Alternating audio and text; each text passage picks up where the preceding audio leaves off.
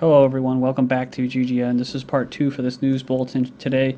Check out the links in YouTube's video description. They're very informative and useful, and there's a lot of them. In fact, it only takes me about 40 minutes, 45 minutes, an hour to do the recording. It takes hours to put those links up, to convert them over and to do it. And that's why I've had wrist problems. So, and then when I stopped doing it, people were complaining about it. Well, that's why I stopped. The whole point is to get the links up there. So either way, the wrists are doing a lot better, so thank you for your prayers. Thank you for those that have helped me out recently.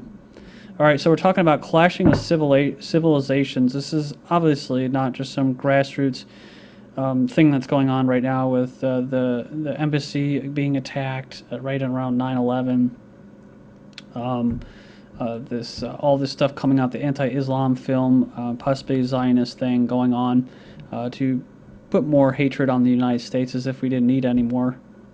But really to awaken, right? To awaken the ignorant people's frame of mind. I don't like using the word racism or bigotry, but just ignorance. It's really just ignorance. And talking about Western people and Eastern people, that by the way the media are basically pitted against each other, and their governments don't help. But like everything else, there is order out of this chaos, and that's how they're able to control you. Because if you decide, well, you know what, I really don't give a fuck what's going on, I just care about what's going on in my own neighborhood, I do care about fluoride in the water, I do care about police harassing people, little old ladies at the airports, that's what I care about, But unfortunately they don't.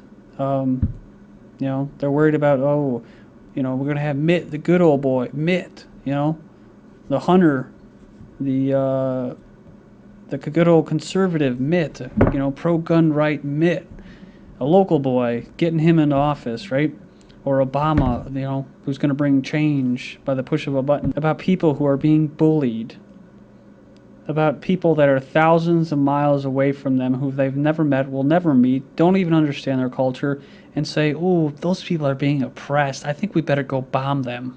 While at the same time, the class that they belong to, the middle class, is being systematically destroyed, incrementally through the generations, being deteriorated.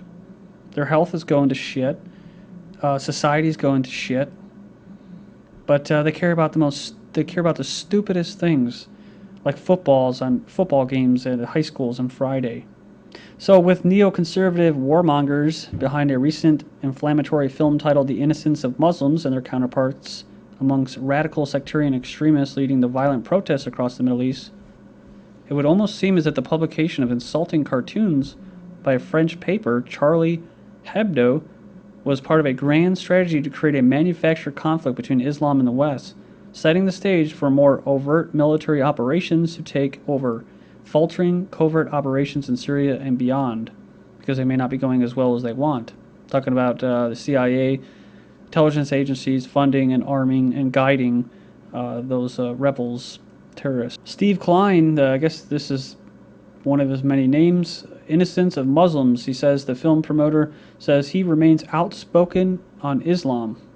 And it's drawn the attention of civil libertarians who say he's a hate monger. So not really sure what a civil libertarian is. I thought libertarians are about speaking your mind and stuff like that. But then we have this other guy from France, Offices of French Magazine, that published cartoons mocking Prophet Muhammad guarded by riot police as it plans to release a new satirical image. So I covered this before.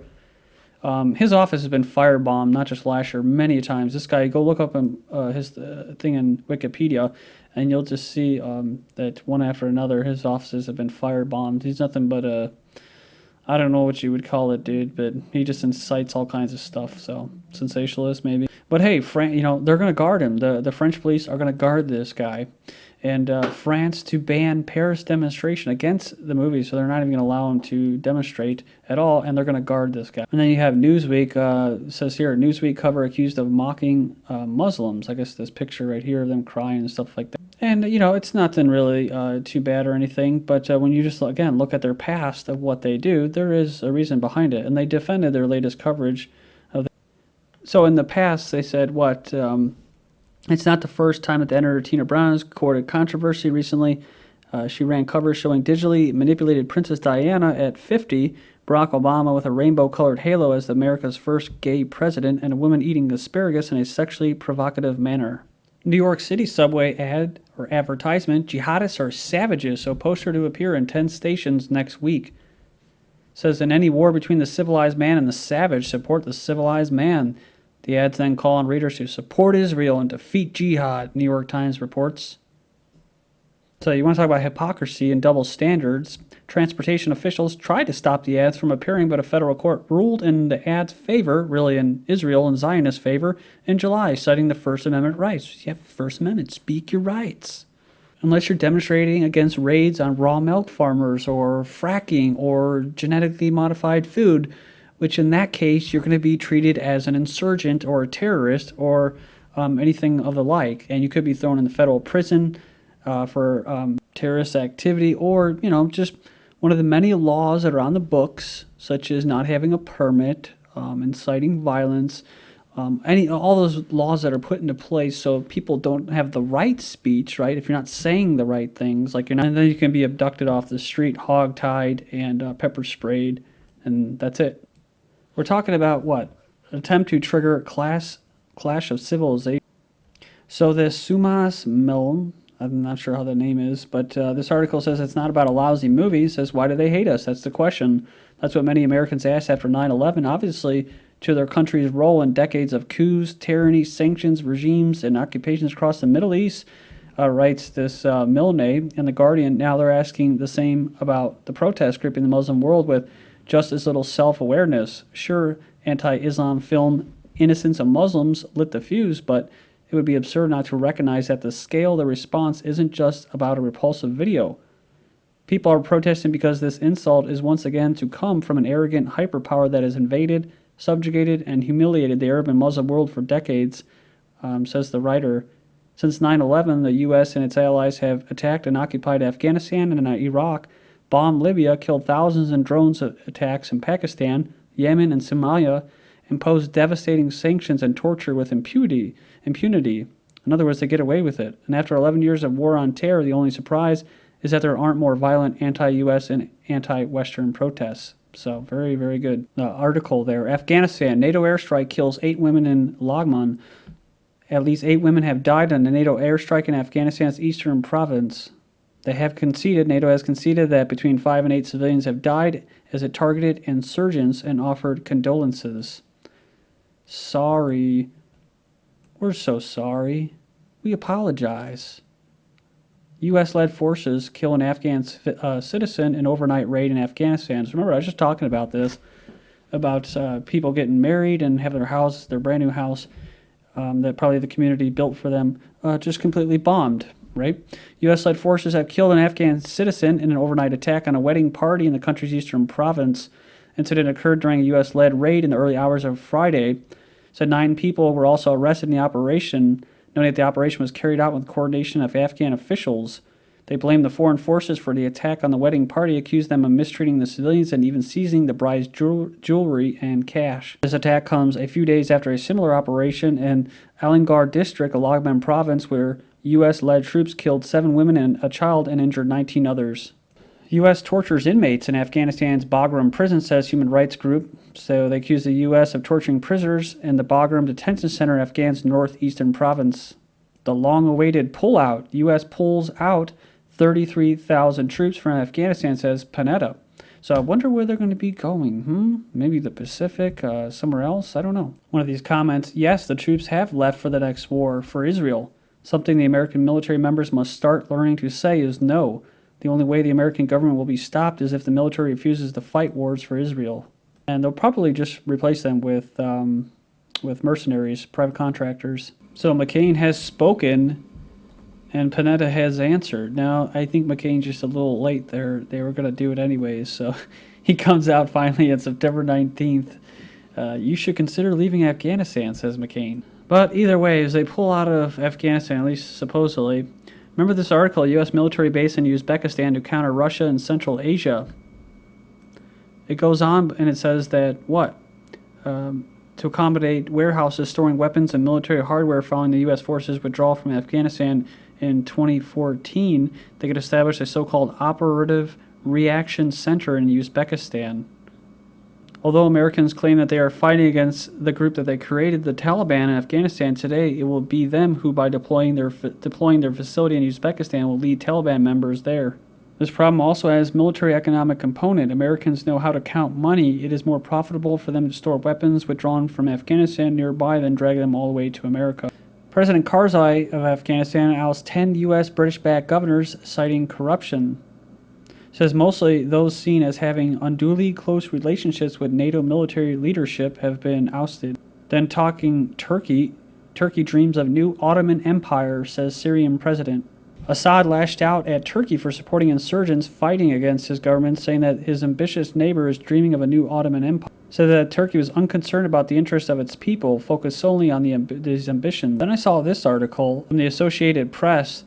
Turkey and Egypt seek alliance, so Mideast ambitions. The image of the Ottoman Sultan glowered at the gridlock from the highway billboard in the Egyptian capital, hands clasped, his feathered headgear and golden-hued epaulets, an elegant contrast to the grind of traffic below.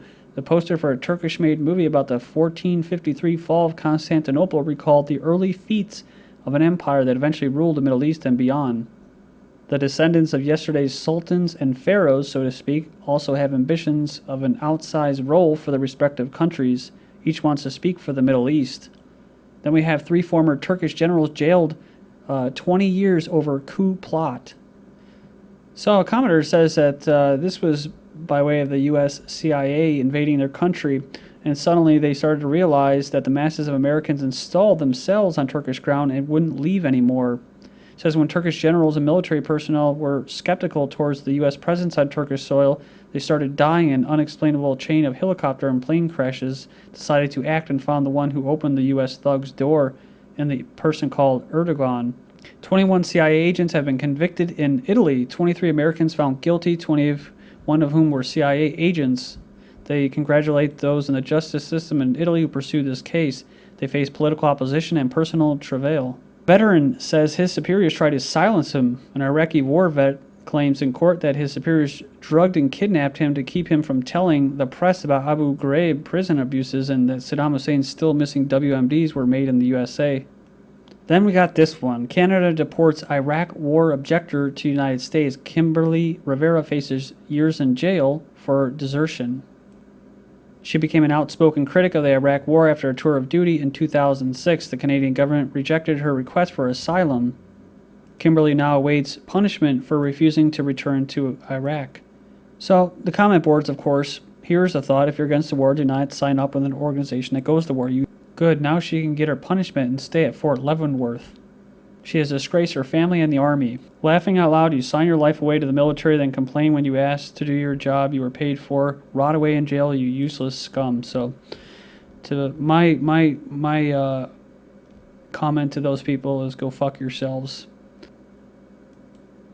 You know, it's like I volunteered to join the military because I thought it was the right thing to do. It's because we were brainwashed that those are the people that we're supposed to look up to defend our freedoms, right? Well, by the time, that's why they draft young people, because when you're older, then you start to realize what it's actually supporting. That's why they get you when you're young. I grew up in Rambo, G.I. Joe, the A-Team, all that stuff, right? Everything that condoned it and promoted it. The clothes, the costumes, the fake guns, evil dictators everywhere, right? And this is the thing. People like those douchebags that leave those comments about, oh yeah, you know, lock away the key, hope you rot in jail. The thing about them is that they actually believe in the voting system. They'll go and vote. They believe that they have a fucking say about things. Well, this is the thing. If you join the military, you at least go in and you try it and stuff like that, right? And you realize it's not what you were told, then the contract is null and void. You should be able to leave. She had to desert. She couldn't go back to the U.S. She had to go somewhere else. So like with voting, if all these people that say, well, if you didn't vote, you don't have a say. Well, if you didn't serve in the military, then shut the fuck up. And if you did, then you should know better that you serve a system of evil. And I'm so glad that I got out right before we were about to get deployed. We were supposed to get deployed twice when I was in an F-18 unit to Iraq. And both times got all my anthrax shots, even though they didn't have it because it was good for money. And twice we didn't go. Why? Because a unit that had just crashed a fucking jet on our base had got sent over before us. That's how the military works, and that's why I said, go fuck yourselves.